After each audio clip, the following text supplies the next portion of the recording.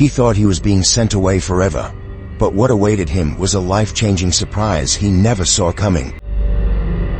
An elderly man, thinking his son was taking him to a nursing home, steps out of the car, only to be completely stunned. What did he see? This heartwarming twist that will leave you speechless. Also, please comment where you're listening from, and if you enjoy stories like these, subscribe for more narratives. Roberto Morales, a 72-year-old widower, sat quietly in his small room in Austin, Texas, gazing out the window at the bustling city streets below. He had always been a man of pride, a man who valued his independence. But now his body had grown weaker, his memory hazier, and his heart heavier. Living with his son Alejandro and daughter-in-law Mariana, Roberto felt like a shadow of the man he used to be. Roberto had a plan. He had decided he no longer wanted to be a burden. The guilt gnawed at him every time he saw the grandson's room he now occupied, the quick goodbyes his family gave before heading to work, and the meals delivered by Teresa, their neighbor. The idea of moving to a nursing home seemed less like an exile and more like a relief for everyone. But beneath his stoic exterior, Roberto longed for something he couldn't name. He didn't just feel forgotten. He felt unnecessary. Roberto's life hadn't always been this way. His mind often drifted back to San Antonio, where he and his late wife Sofia built a life together in their small wooden home. Sofia had brought warmth to his world, her laughter echoing in every corner of their house. Roberto had adopted Alejandro when he married Sofia. The boy wasn't his by blood, but from the first moment Alejandro called him Papa, Roberto had vowed to give him everything. Together, they turned a modest home into a sanctuary filled with love, hard work, and simple joys. Roberto had been a man of the land, tending to his garden with the help of Palomo, his loyal horse. But all of that changed the night of the fire. One evening, Roberto lit a candle to fight the dark when a power outage left his home without light. Exhausted from a day of harvesting potatoes with Palomo, he fell asleep on the sofa. By the time he woke, the air was thick with smoke. Neighbors broke down the door, dragging him to safety, but the house, his memories, Sofia's belongings, and their shared life was reduced to ashes. When Roberto awoke in the hospital 24 days later, the doctors told him he had been lucky to survive. But he didn't feel lucky. He felt empty. When Alejandro brought him to Austin to recover, Roberto left not only his home behind, but also a piece of his soul. Life in Alejandro's home wasn't what Roberto had hoped. Alejandro and Mariana were busy with work and seemed distant, leaving Teresa, the neighbor, to care for his meals and needs. Though kind, Teresa didn't hold back her opinions. "They don't want you here, Roberto," she said one day, shaking her head. "It's the same everywhere. Once we get old, our children don't want to deal with us." Her words haunted him. On his birthday, Roberto sat alone with a slice of cake Teresa had left him. Alejandro and Mariana had wished him well that morning, but didn't stay to celebrate. The loneliness was suffocating. Roberto couldn't take it any longer. One evening, he cornered Alejandro. "Take me to a nursing home," he said firmly. "Sell my land in San Antonio. Use the money to pay for it.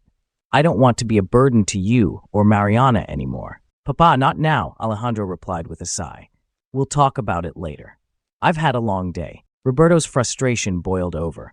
"If you won't do it, I will. I'll find a nursing home myself." Alejandro simply patted his shoulder and walked away, leaving Roberto feeling more invisible than ever. Days bled into weeks, and Roberto's pleas to be taken to a nursing home seemed to vanish into thin air. Each night, he sat at the edge of his bed, staring at the worn photograph of Sofia he kept tucked in his wallet, whispering apologies to her for the burden he had become. His heart felt heavier with every passing day, the silence in Alejandro and Mariana's home amplifying his loneliness. Then, on a bright Saturday morning, everything changed. Alejandro walked into Roberto's room carrying a crisp white shirt, a pair of neatly folded slacks, and a new set of toiletries. Mariana followed with fresh towels and sheets tucked under her arm. "Pack your things, Papa," Alejandro said, his voice steady but unreadable. "We're going on a trip." Roberto froze, his hands trembling as he clutched the photograph. The words echoed in his ears, filling him with a bittersweet mix of relief and sorrow. Finally, he thought, "They're taking me." He nodded silently, not daring to meet Alejandro's eyes, afraid that he might see pity or, worse, guilt. He packed quickly, methodically, folding his few clothes with precision. His heart ached as he placed Sophia's photograph on top of the pile, zipping the suitcase with a finality that felt like a goodbye. The car ride began in silence, the hum of the engine the only sound. Roberto sat in the back seat, clutching his suitcase tightly, his knuckles white. Alejandro drove, his eyes fixed on the road, while Mariana stared out the window, a small smile playing at her lips. To Roberto, her smile felt out of place, a hint of joy on what he believed was meant to be a somber day. As they left Austin's city limits, the towering skyscrapers and bustling streets gave way to rolling hills and sprawling farmland. The scenery seemed to blur together, but to Roberto, every detail stood out vividly: the weathered fences lining the road, the clusters of wildflowers dotting the fields, the occasional old oak tree standing tall against the sky. The sights reminded him of his younger days, of drives with Sophia through the countryside, their laughter filling the air as they imagined growing old together. Roberto's thoughts drifted further into the past. He remembered Sophia's laugh, the way it bubbled out of her when he told one of his terrible jokes. He remembered Alejandro's first steps, how his little boy had stumbled and fallen into his arms, his giggles echoing through their home. And he remembered his garden in San Antonio, the rich, earthy smell of freshly turned soil as he and Paloma worked side by side to nurture their crops. He let out a shaky sigh, his eyes welling up. He wasn't just leaving his family behind. He was leaving behind a lifetime of memories, a home that no longer existed, and the dreams he and Sophia had once shared. Alejandro glanced at Roberto in the rearview mirror, noticing the old man wiping his eyes with a handkerchief. "You okay back there, Papa?" he asked, his tone casual but concerned. Roberto quickly stuffed the handkerchief back into his pocket and forced a small nod. "Sí, mijo, just tired." Mariana turned around in her seat and smiled softly at him. "We're almost there. You'll feel better soon." Roberto nodded again, his throat tightening. "Almost there." The words rang in his ears. Was it a promise of relief or a confirmation of his greatest fear? As the car climbed a winding road surrounded by dense trees, Roberto realized he no longer recognized the area. His heart began to race. There were no houses, no signs of civilization, only the occasional break in the trees where sunlight streamed through. The road seemed endless, stretching into a lonely horizon. He swallowed hard, his hands gripping his suitcase tighter. "Where are we going?" he asked, his voice cracking slightly. "You'll see," Alejandro replied cryptically, a faint smile on his lips. Roberto's mind raced with possibilities. Was this road leading to a secluded nursing home, far from the city? Was this their way of leaving him behind, out of sight and out of mind? The car eventually slowed, crunching over gravel as it pulled into a clearing. Alejandro killed the engine and turned to face Roberto, his expression unreadable. "We're here, Papa." Roberto hesitated, his body stiff as Alejandro stepped out and opened the back door. He helped Roberto out of the car, guiding him gently as Mariana grabbed the suitcase. Roberto adjusted his glasses, his heart pounding in his chest. He squinted against the sunlight, expecting to see the dull gray facade of a nursing home. Instead, his breath caught in his throat. Before him stood a house he recognized all too well. His house, but it wasn't the charred, blackened skeleton he had last seen. It was fully restored, gleaming as if it had been plucked from his memories and brought back to life. The white paint shimmered under the sunlight. The porch railings were sturdy and new, and the windows sparkled with a clarity that felt surreal. Roberto's knees buckled, and Alejandro quickly caught him. "Careful, Papa," he said softly. What is this?" Roberto stammered, his voice barely above a whisper. Alejandro smiled, his eyes glistening. "Welcome home, Papa." As Roberto stood before the gleaming facade of his rebuilt home, his legs wobbled, and he clutched Alejandro's arm for support. It wasn't just the house, it was the life it represented, a life he thought had turned to ash along with its wooden beams.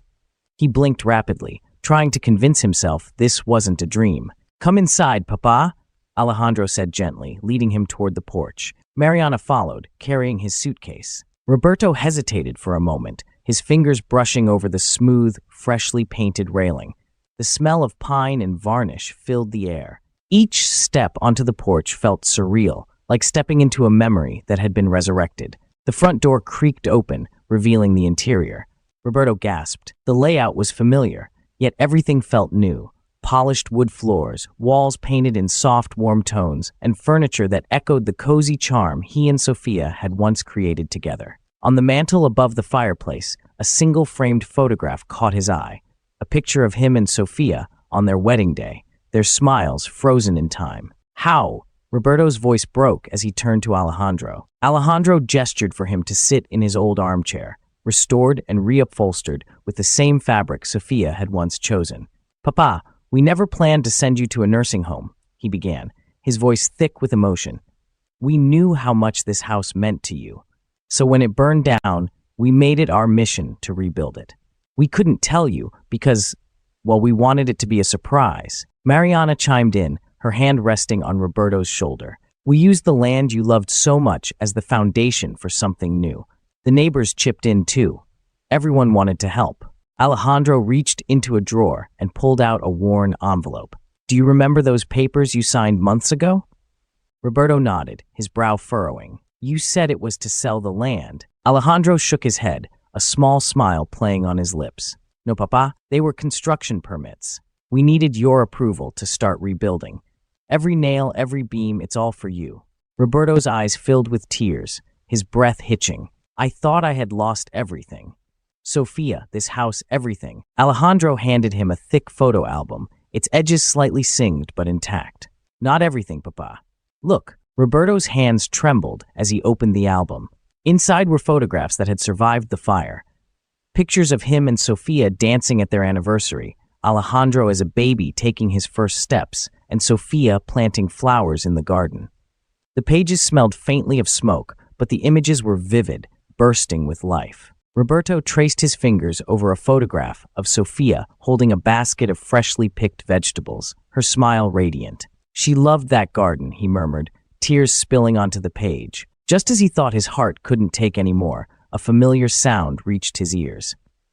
A gentle whinny echoed from outside, pulling Roberto from his reverie. He froze, his eyes widening. "Is that?" Alejandro grinned and gestured toward the door. "Come and see." Roberto shuffled to the porch, his heart pounding. There, tied to a newly built post near the garden, stood Palomo, his beloved horse.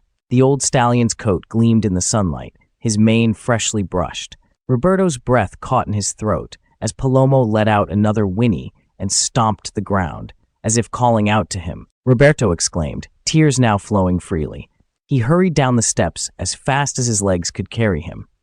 The horse turned its head, recognizing its old master instantly. Roberto wrapped his arms around Palomo's neck, burying his face in the animal's mane. "You're alive. I thought I'd lost you too." Mariana joined Alejandro on the porch, watching the emotional reunion. "We found him a few weeks after the fire," she explained. "He'd wandered into the outskirts of town. The neighbors helped care for him until we could bring him back." Roberto stood there for a long moment, his hand gently stroking Palomo's mane. The warmth of the horse's body, the solid feel of the house behind him, and the presence of his family filled him with a deep, unshakable peace. He turned back to Alejandro, his voice choked with gratitude. "You did all of this for me?" Roberto asked, his voice trembling. Alejandro nodded. "You've done so much for me, Papa. For us. This is just a small way to show you how much we love you."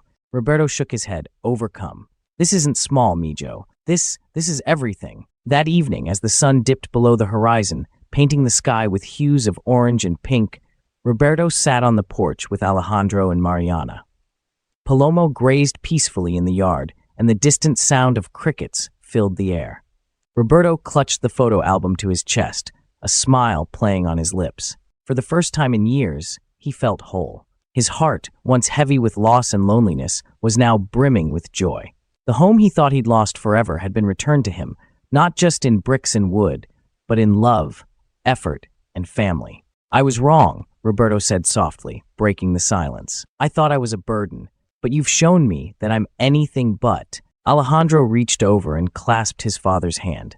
"You're not a burden, Papa. You're our foundation." Roberto looked at his son, then at the house, then at Palomo grazing peacefully. For the first time in years, he allowed himself to believe it. Overwhelmed with gratitude, Roberto hugged Alejandro tightly.